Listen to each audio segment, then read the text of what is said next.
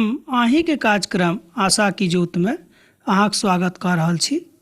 तहन अपन भाई के नेह सँ भरल अभिवादनक स्वीकार करूं। हम अहाँक प्रणाम सेहो कहि रहल छी। मुदा हमरा लोकनि एखन पवित्र पोथीके अध्ययन कर रहल छी। जेना हम शुरुएमे दिन कहने छलहुँ हेँ कि हमरा लोकनि एखन क्रमबद्ध अध्ययन आरम्भ कयलहुँ हेँ। तहन आजुक दिन हमरा लोकनि जे पोथीके अध्ययन कर रहल छी, निर्गमनक पोथी, तकर 3 अध्याय। मुदा जँ अहाँक लग पवित्र पोथी अछि तऽ पोथीके अहूँ खोलि कऽ राखू आ हमरा सङ्गे अहूँ अध्ययन करू।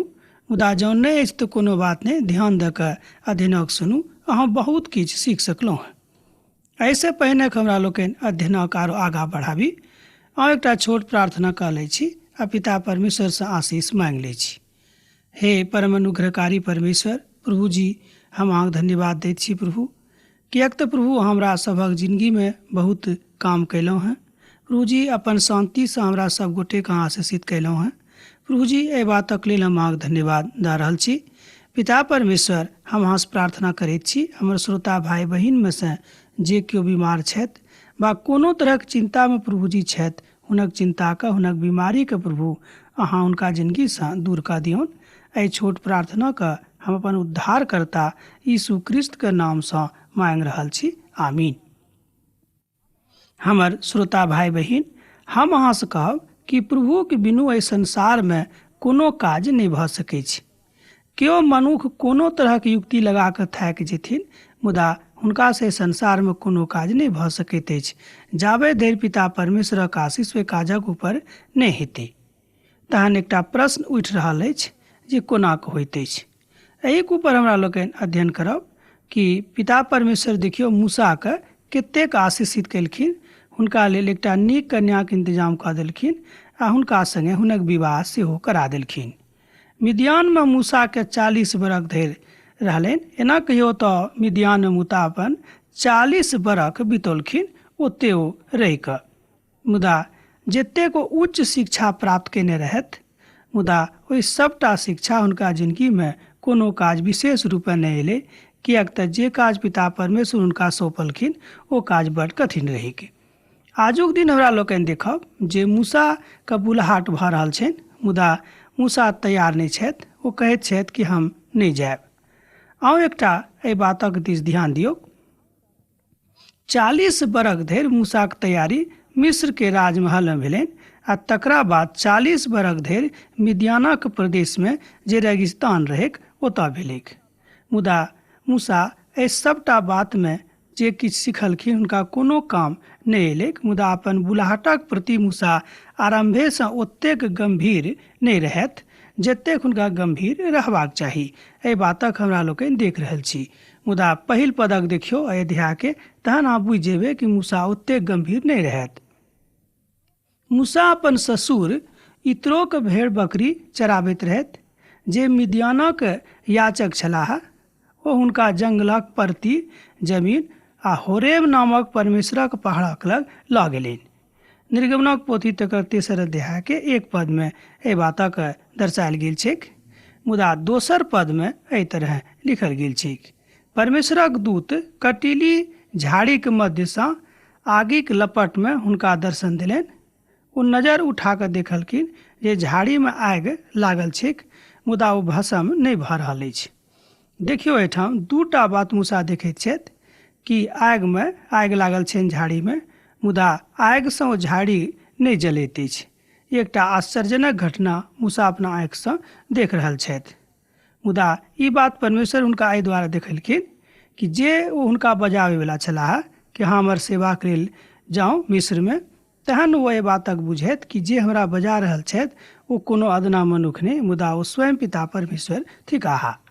परमेश्वरक दूत हुनका सन्मुखमे उपस्थित भऽ कऽ एहि बातक संकेत दऽ रहल छनि जे अहाँ परमेश्वरक चुनायल लोक थिकहुँ हेँ, तहन हुनक आज्ञाक मानबाक लेल तैयार रहू। प्रभु अहाँके अपन काजक प्रयोग करबाक इच्छा राखैत छथि, अर्थात अहाँके जिन्दगीके प्रयोग यीशु मसीह चाहैत छथि, अर्थात पिता परमेश्वर चाहैत छथि। हम प्रिय भाई बहिन अहूँसँ कहब कि जँ अहाँ प्रभुक संगतिमे छी ताहि बातक ऊपर अहाँ ध्यान दियौ कि अहाँ जँ प्रभुक संगतिमे छी तऽ की अहाँके लग शान्ति अछि कि नहि। अपना हृदयके ऊपर हाथ राखि कऽ देखियौ, हम निश्चित रूपेण मानि सकैत छी वा मानब कि अहाँ शान्तिमे छी। जँ अहाँ प्रभुक संगतिमे नहि रहैत छी तऽ निश्चित रूपेण अहाँक जिन्दगीमे शान्ति नहि रहत। मुदा एना कहियो अहाँ एकटा निराशाक जिन्दगी बिताबैत होइब। मुदा जँ अहाँ प्रभुमे छी तऽ निश्चित रूपेण अहाँ ओकलायल नहि रहब, मुदा अहाँक जिन्दगीमे शान्ति रहत। तहन मूसा सोचलनि जे हम ऊपर घुरि कऽ देखब, ओहि अचम्भाक किएक नहि ई झाड़ जरैत अछि, मुदा एहिमे आगि लागल तऽ अछि। एहि बातक अहाँ निर्गमनक पोथी 3 अध्याय के 3 पदमे देख सकलहुँ हैं। जहन मूसा एना कहियो एहि बातक देखलखिन तऽ हुनका मोनमे एकटा बात भेलनि, संदेह भेलनि। ओ सोचलखिन कि की बात भऽ रहल अछि। आजुक दिन धरि हम एहन कोनो अचंभित बात अपना आँखिसँ नहि देखलहुँ हैं। ई कोना की घटना हुनका जिन्दगीमे दिखाई पड़ि रहल अछि। तैँ मूसा सिर उठा कऽ सोचलखिन कोई दिसम देखिए कि कोना भऽ रहल अछि। जहन प्रभु देखलनि जे मूसा देखबाक हेतु घुरि कऽ चलल आबैत रहल अछि, तहन परमेश्वर झाड़ीके मध्यसँ हुनका सोर पारलखिन, हे मूसा, हे मूसा। मूसा कहलथि, की आज्ञा अछि? ओ कहलनि, इम्हर लगमे नहि आउ और अपन पाँवक जूताके उतारि दियौक, किएक तऽ जाहि भूमिक ऊपर अहाँ ठाढ़ छी ओ पवित्र भूमि थिक। एहिठाम प्रभु परमेश्वर एकटा बातक बता रहल छथिन कि जेना हम एक बेर आरो अहाँसँ कहने छलहुँ हैं कि कोनो पवित्र वस्तु पिताके लग वा स्वर्ग राज्यमे प्रवेश नहि कऽ सकैत अछि, तैँ ओ जूता पहिर कऽ पिताके लग नहि जा सकैत रहथि। एहि बातक हमरा लोकनि एहिठाम देख रहल छी। एहिठाम बड़ स्पष्ट संकेत बतायल गेल छै कि जे प्रभुके लग कोनो अपवित्र वस्तु वा कोनो अपवित्र जिन्दगीके लऽ कऽ नहि जा सकैत अछि। कतेक लोग, हमर प्रिय भाई बहिन, ऊपरसँ खूब पवित्र दिखाई पड़त, हुनक चाल चलन, हुनक आचरण, हुनक व्यवहार एतेक नीक लागत ऊपरसँ, अहाँ बुझबै ई मनुख बड्ड नीक छथि, मुदा हुनक हृदय पिताके लेल सांकेतिक नहि छनि, अर्थात समर्पित नहि छनि। तैँ हुनक हृदयमे पिताक निवास नहि छनि। एहि द्वारा ओहि मनुष्यके पिता परमेश्वर स्वीकार नहि करैत छथि। प्रभु परमेश्वर अहाँके हृदयके सच्चाइके परखैवला छथि। मान लियौ केओ मनुष्य अहाँके धोखा दऽ देत, मुदा कोनो मनुष्य परमेश्वरके धोखा कहियो नहि दऽ सकैत छथि। एहि बातक सेहो पवित्र पोथीमे बतायल गेल छै। अब जे किछु नियम ऊपर बतायल गेल छै तकरा पर कनिक ध्यान दियौ, किएक तऽ मूसाके परमेश्वर बुलौलखिन, किएक तो सोचलखिन कि मूसा हमर काज करत, हम हुनका एहिठामसँ ओतऽ दोसर देशमे पठा रहल छियनि। तैँ ओ चाहै छथि कि मूसा एकटा पवित्र जिन्दगी बिताबनि जाहिसँ हुनका जिन्दगीमे हमर काज होइक। आब जँ अहाँ पवित्र नहि रहब आ जँ अहाँके मोन पवित्र नहि रहत तऽ कोना अहाँ पिताक लग जा सकलहुँ हैं। ई एकटा सांकेतिक चिन्ह अछि जहन मनुष्य जाति एहि बातक बुझैत कि पिता परमेश्वर हमरासँ प्रेम करैत अछि। हमर भाई बहिन, हमर मित्रवर, कनि अहाँ ध्यान दियौ एम्हर। फेर ओ कहलनि, हम अहाँके पिताके परमेश्वर आ हम इब्राहिमक परमेश्वर, इसहाकक परमेश्वर आर याकूबक परमेश्वर थिकहुँ हैं। तहन मूसा जे परमेश्वरक दिस निहारै छथि ओकरासँ डरायके कोनो बात नहि छनि। एहि बातक सांकेतिक बतायल गेल छै 6 पदमे। जँ अहाँके लग पवित्र पोथी अछि तऽ पढ़ि कऽ देखियौ, हम पढ़ि रहल छी। फेर ओ कहलनि, हम अहाँके पिताक परमेश्वर, हम इब्राहिमक परमेश्वर, इसहाकक परमेश्वर आर याकूबक परमेश्वर थिकहुँ हैं। तहन मूसा जे परमेश्वरक दिस निहारैसँ डेराइत रहत अपन मुख झाँपि लेलखिन। बुझियौ कतेक एकटा घटना, अद्भुत घटना मूसाके जिन्दगीमे होइत अछि। ओ निहारै छलखिन कि देखिए की भऽ रहल अछि, मुदा जहन ओ ईश्वरके सुनलखिन तऽ अपन मुँहके ढाँकि लेलखिन, किएक हुनका आब मोनमे डर भऽ गेलनि कि ईश्वर केकर आबि रहल अछि। तहन प्रभु कहलनि, हम अपन प्रजा लोकक जे मिस्रमे रहि रहल छथि हुनक दुःखक देखलहुँ हैं, और हुनक चिल्लाहटक जे परिश्रमक कारणे होइत अछि हम सुनलहुँ हैं, और हुनक पीड़ाके ऊपर हम मोन लगेलहुँ हैं। एहि बातक अहाँ 7 पदमे पढ़ि सकलहुँ हैं। अर्थात पिता परमेश्वरक सब मनुष्य जातिके प्रति ध्यान रहैत छनि, विशेष रूपे ओ जाति जे हुनकासँ प्रेम राखैत छथि। एहिठाम कोनो विशेष जातिके बात नहि छै, एकरा कनि अहाँ गलत जकाँ नहि बुझबै। मनुष्य जातिसँ अछि, अर्थात ओ एक विषय के बता रहल छथि कि जे झुंड पिता परमेश्वरक आज्ञा के ऊपर चलैत छै आ ओहि झुंडक ऊपर जँ कोनो तरहक विशेष समस्या आबि रहल अछि तहन पिता परमेश्वर हुनका दिस विशेष रूपे ध्यान राखैत छथिन। तैँ अब हम उतरि अयलहुँ हेँ जे हुनका मिस्रक दासत्वसँ छोड़ा दियैक और ओहि देशसँ निकालि कऽ एकटा नीक आ पैघ देशमे लऽ जइयै जतऽ दूध और मधुक धारा बहैत अछि, अर्थात कनानी, हित्ती, एमोरी, परिज्जी, हिब्बी और यबूसी लोकक स्थानमे पहुँचा दियनि। ई बात पिता परमेश्वर मूसासँ कहलखिन, किएक तऽ हुनका मालूम रहनि कि मूसाक हम इस्तेमाल करऽ जा रहल छियनि, मूसाक हम प्रयोग करऽ जा रहल छियनि, किएक तऽ मूसाके द्वारा हम अपन काज मिस्र देशमे करब। मुदा जहन परमेश्वर केकरो छोड़ाबैत छथि तऽ कोनो मनुख एहि संसारमे नहि छथि जे परमेश्वरक विरुद्धमे जा सकैत अछि, किएक तऽ कोनो मनुख जातिके एहन शक्ति नहि छनि जे पिता परमेश्वरक ओ सामना करथिन। एहि बातक सेहो एहिठाम बतायल गेल छै कि अध्यायमे हमरा लोकनि आगाँ देखब।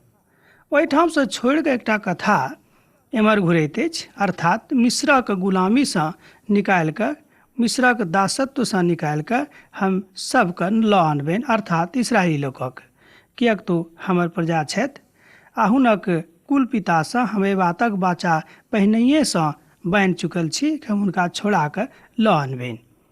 एना कहियो हमर मित्रवर, हमर भाय बहिन, हमरा लोकनि प्रभुके बिसरा दैत छियै, मुदा प्रभु हमरा सबके नहि बिसराबैत छथिन, किएक तऽ प्रभु हमरा सबसँ प्रेम करैत छथिन। मुदा प्रभुके महिमा हमरा जिन्दगीमे वा अहाँके जिन्दगीमे तहने देखबाक भेटत जहन हमरा लोकनि प्रभुके आज्ञाके मानि कऽ आ हुनके सङ्गे सङ्गे चलबै, मुदा अनेरे हमरा लोकनि नहि मानि सकलहुँ हैं।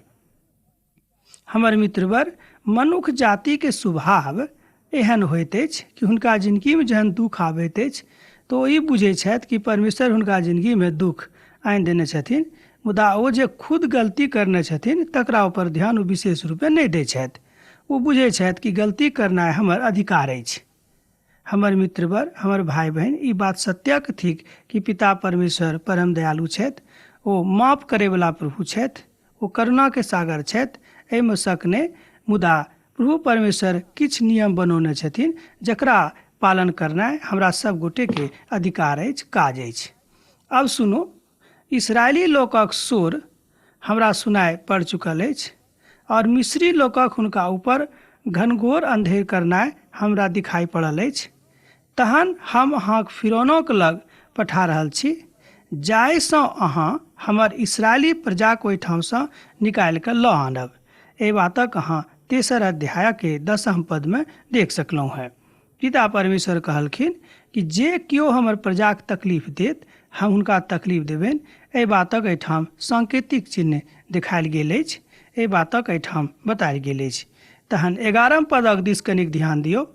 तहन मूसा परमेश्वरसँ कहलनि जे हम के थिकहुँ हैं जे ओतऽ मिस्रमे फिरौनक लग जाकऽ इसराइली सभक निकालैके बात करी।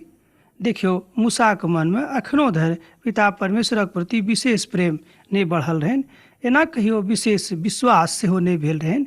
तेँ ओ कहैत छथि कि हम के थिकहुँ जे हम मिस्रमे जाकऽ फिरौनसँ कहियनि कि हम इसराइली लोकक छोड़ेबाक लेल एहिठाम आयल छी आ हमर बातक ऊपर के विश्वास करत। अब जो अहाँ एहिठाम एहि बातक पढ़बै तऽ बुझबै कि मूसाक मनमे अखन धरि पिता परमेश्वरक प्रति ओतेक महान प्रेम नहि जागल रहनि।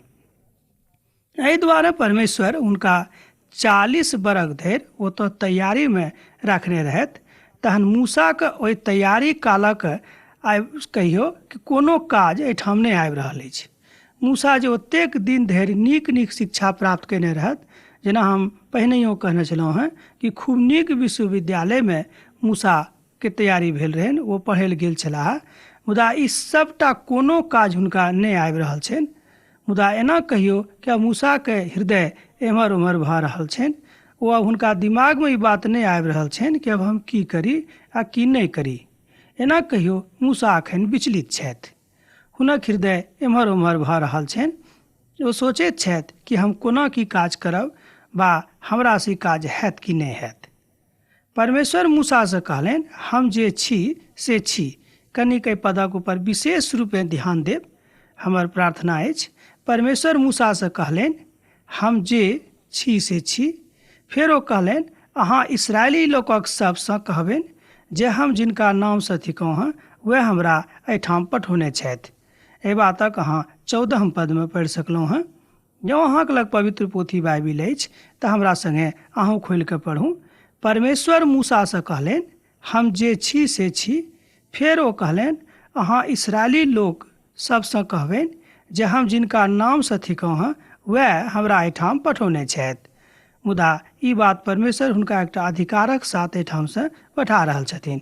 हमर मित्रवर, अहाँ जे काज करि रहल छी तऽ पिता परमेश्वरक अधिकारक साथ करबै तहने होइत। हम आजुक दिन कलीसियामे एहि तरहक लोकक देखैत छियनि। ओ कलीसियामे आबैत तऽ छथि, मुदा हुनक मोन एम्हर ओम्हर रहैत छनि। अर्थात जे अधिकार पिता परमेश्वर ओहि भाइके, ओहि बहिनके, ओहि धियापुताके देने छथिन, ओहि अधिकारक ओ प्रयोग नहि करैत छथिन, मुदा ओ अपना मनसँ सोचि कऽ लोगक संग व्यवहार राखैत छथि। किएक तऽ एहिसँ पहिने 132 पदमे हमरा लोकनि पढ़लहुँ हैं कि ओतऽ बतायल गेल छै एक भजनमे कि परमेश्वर कोना कऽ अपन लोकक रक्षा करैत छथि। आइ 14 पदमे मूसा परमेश्वरक शक्तिके बखान करि रहल छथि। तैँ ओ मूसासँ बाजि रहल छथि जे हम थिकहुँ हैं से थिकहुँ, तहन हमरा छोड़ि कऽ प्रभुक दयालुताके आओर केओ दोसर मनुष्य प्रकट नहि कऽ सकैत छथि। अर्थात हमर मित्रवर, एहिठाम परमेश्वर अपन शक्तिके विषयमे कथा करैत छथि। एहिठाम परमेश्वर मूसाके बातक विश्वास दिला रहल छथिन कि जे हम छी से छी आर दोसर केओ नहि छथि हमरा समकक्षमे, हमरा समानतामे, हमरा तुलनामे आ हमर समान और केओ नहि छथि। अर्थात हमर तुलना ककरोसँ नहि कयल जा सकैत छै।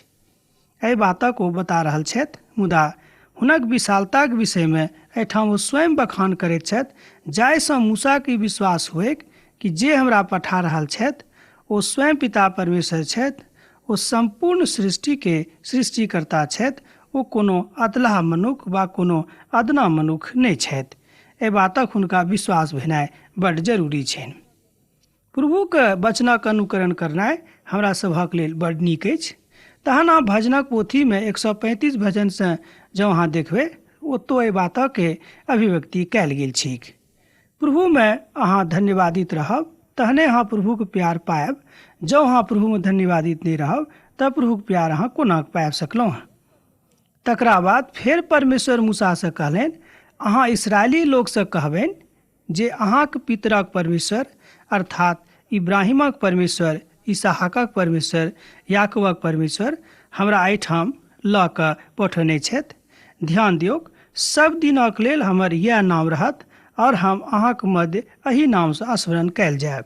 एहिठाम पिता परमेश्वर अपन नामोके सेहो बता रहल छथिन कि हम कोन नामसँ अपन लोगक बीचमे, अपन लोगक मध्यमे स्मरण कयल जायब।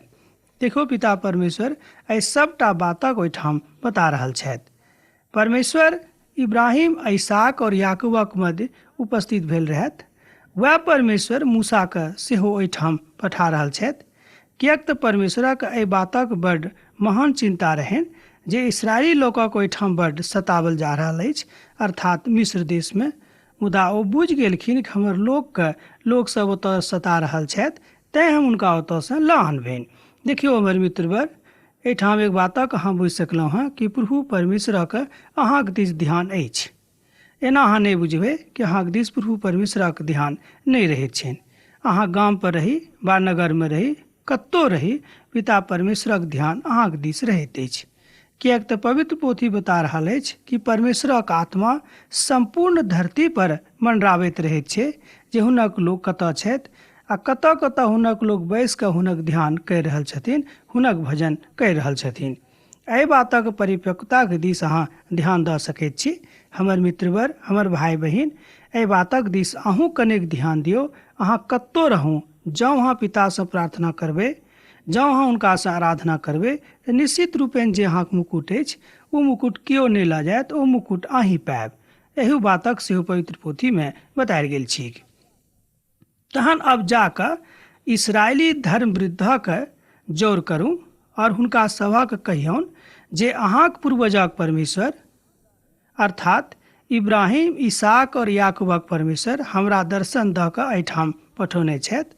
हम अहाँके ऊपर और अहाँक वंशक ऊपर चित्त लगौने थिकौ हैं। स्वयं ई बात पिता परमेश्वर मूसा से कहलखिन कि एहि बातक सनेश या एना कहियो ई सनेश जाकऽ अहाँ हमर धियापुताके जे मिस्रमे छथि, गुलामीमे छथि, हुनका अहाँ दऽ दियौन कि पिता परमेश्वरक अहाँक ध्यान अछि। अहाँ जे तकलीफमे पड़ल छी से पिता परमेश्वर जानैत छथि।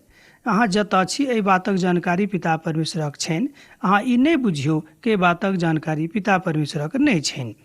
हम यही बातक ठान चुकल छी जे हम अहाँके मिस्र के दुखमे जे अहाँ छी तकरासँ अहाँ निकालि कऽ हम लऽ जायब। कतऽ लऽ जायब तऽ कनानी, हित्ती, एमोरी, परिज्जी, हिब्बी और यबूसी लोकक देशमे लऽ जायब, जे एहन देश अछि जतऽ दूध और मधुक धारा बहैत रहैत अछि। एहि बातक सत्यापन अहाँ यही अध्याय के 17 पदमे कऽ सकलहुँ हँ। ओतऽ एहि बातक बड़ नीकसँ बतायल गेल अछि। तहन हमर भाई बहिन, अहाँ एकटा पदक हम आर पढ़ि रहल छी, पद थिक 18। तहन ओ अहाँक मानत, अहाँ इसराइली लोकक धर्म वृद्धक संग लऽ कऽ मिस्रक राजाक लग जायब आ हुनकासँ कहबनि जे हमरा सभक इब्रानियोक परमेश्वरक दर्शन भेटल अछि। अहाँ हमरा जंगलमे जाय दिअ, जाहिसँ हम जाकऽ हुनका भेंट चढ़ा सकी। एहि बातक 18 पदमे बतायल गेल छै। अर्थात परमेश्वर मूसाके आज्ञा दऽ रहल छथिन कि हुनका ओतऽ जाकऽ की करबाक अछि। पहिल काज ओ बतेलखिन कि जतेक इसराइली धर्म वृद्ध सब छथि हुनका अहाँ जौर करबनि आ हुनका बतेबनि कि हमरा एहिठाम के पठौने छथि। तकरा बाद हुनका राजाके लग जायके रहनि, जतऽ हुनका जाकऽ परमेश्वरके आज्ञा बताबैके रहनि कि हमरा अहाँ एहिठामसँ जाय दिअ, आ हमरे नहि मुदा हमरा सब जतेक लोक एहिठाम छथि हुनको एहिठामसँ जाय दियौन, जाहिसँ हम एहिठामसँ जंगलमे जाकऽ अपन पिताके खूच चढ़ा सकी। हम जानि रहल छी जे ओ अहाँके नहि जाय देत, मुदा बहुत बलोसँ दबाल गेलाक बादो अहाँके नहि जाय देता है। यहू बातक पिता परमेश्वर जानैत रहथिन आ मूसाके सेहो बता देलखिन। अब देखियौ, एहिठाम एकटा बात अछि प्रतीकात्मक। एक बेर प्रभु कहैत छथि कि अहाँ जाकऽ राजाके कहियौन, फिरौनके, कि हमर लोकके बा हमरा एहिठामसँ जाय दिअ, जे हम जाकऽ पिता परमेश्वरक लेल किछु करी। एना कहियो पर्व मनाबी, हुनकसँ आराधना करी। मुदा दोसर पदमे कहैत छथि कि केतबो अहाँ कहबै तऽ अहाँ सबके नहि जाय देता है। मुदा ई दुनूटा बात प्रतीकात्मक अछि। तहन एकटा बात हमरा लोकनि एहिठाम सीख रहल छी। मूसाके ओ नीक अगुआ बनेबाक लेल, हुनका हृदयमे ओ शान्तिके महासागर बहेबाक लेल पिता परमेश्वर एहि तरहक आज्ञा दऽ रहल छथिन, जाहिसँ मूसा विकटसँ विकट परिस्थितिक सामना करथि आ मुदा ओहि परिस्थितिमे कहियो घबराबैवला मनुष्य नहि बनेक। एहि बातक शिक्षा एहिठाम प्रभु परमेश्वर एहि पदक माध्यमसँ मूसाके दऽ रहल छथि। हमर भाई बहिन, हमर मित्रवर, हमर श्रोता भाई बहिन, अहूँके पिता परमेश्वर एहि बातक ज्ञान दऽ रहल छथि कि केतबो विकट परिस्थिति अहाँके जिन्दगीमे आबैक, मुदा अहाँ प्रभुसँ कहियो अलग नहि होइब। एहि बातक शिक्षा बड्ड जरूरी अछि। तैँ हम अपन हाथ बढ़ाकऽ ओहि सभटा आश्चर्य कर्मके मिस्री लोकक माध्यम करब आ ओहि देशक मारबनि, आ तकरा बादमे ओ अहाँके भऽ जायत। परमेश्वर ई बात मूसाके कहलखिन। परमेश्वर मूसासँ कहलनि, ओ अहाँके नहि जाय देत आ नहि ओ अहाँके कहल मानत, मुदा जहन हम अपन प्रकोप आ आश्चर्य कर्म हुनका ऊपर प्रकट करबनि तहने ओ अहाँके ओहिठामसँ जाय देत। देखियौ, पिता परमेश्वर यहू बातक मूसाके बता रहल छथिन। एकटा बात अहाँ सब एहिठाम सीख सकलहुँ हैं कि प्रभु परमेश्वर नहि चाहै छथि कि कोनो मनुष्य जाति जतेक एहि संसारमे जन्म लेने छथि ओ नरकमे जायत, मुदा ओ चाहै छथिन कि जतेक मनुष्य जाति एहिठाम छथि ओ सब स्वर्गमे जायक। किएक तऽ पिता परमेश्वरक ई प्रबल इच्छा छनि। तेँ प्रभु चाहै छथि कि अहूँ स्वर्गमे जाउ, नरकमे नहि जाउ। तहन हम मिस्री लोकसँ अपन प्रजाके ऊपर अनुग्रह करब, मुदा जहन अहाँ ओतऽसँ निकालब तऽ ओ पूछत, एना कहियो छुच्छे हाथ नहि निकलब, किएक तऽ ई बात पिता परमेश्वर अहाँसँ बाजि रहल छथिन। एहि पदक अहाँ एक ही समयमे पढ़ि सकलहुँ हँ। अहाँक सब स्त्री लोग अपन अपन पड़ोसीसँ गहना मांगती और अपन अपन धियापुताके पहिरा देती। एहि तरह अहाँ सब मिस्री सभक प्रभुता करब, एना कहियो मिस्री सभक ऊपर प्रभुता करब। एहि बातक 22 पदमे अहाँ पढ़ि सकलहुँ हँ। आब तऽ अहाँसँ विदा होइके काल भऽ रहल अछि। हम सोचै छी जे आजुक अध्ययन हम एहिठाम समाप्त करी फेर दोसर दिन अहाँ से भेंट होइत, मुदा हाँ पाती लिखनाइ नहीं बिसरब। प्रभु यीशु मसीह शांति अहाँक जिंदगी में सैत खिन बनल रहेक। आमीन।